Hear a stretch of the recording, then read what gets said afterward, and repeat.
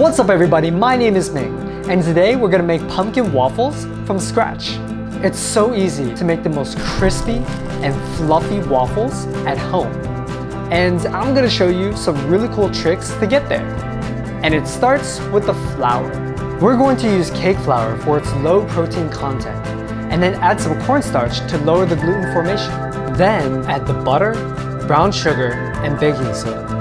Next up is the classic spices to complement the pumpkin, and with one secret, crystallized lemon. The citrus here really helps to brighten up the spices of the pumpkin puree. Now here's how to develop some great flavor.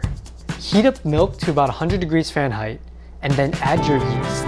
Let this proof for about 15 minutes, and you'll start to see the bubbles form on top.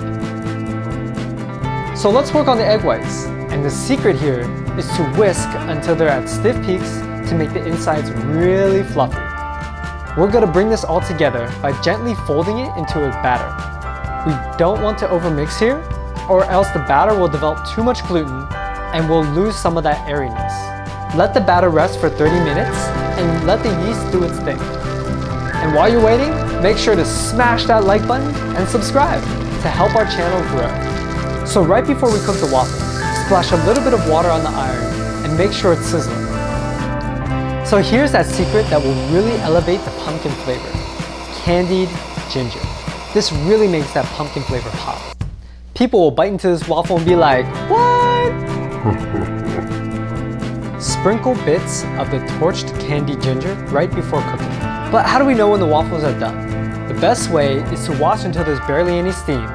Give it 10 more seconds and it'll come out amazing every time. I also made some pumpkin spice Baileys whipped cream that goes super well with these. You know, just being extra. I hope you guys enjoyed that recipe. There's nothing like pumpkin waffles to really get into that fall mood.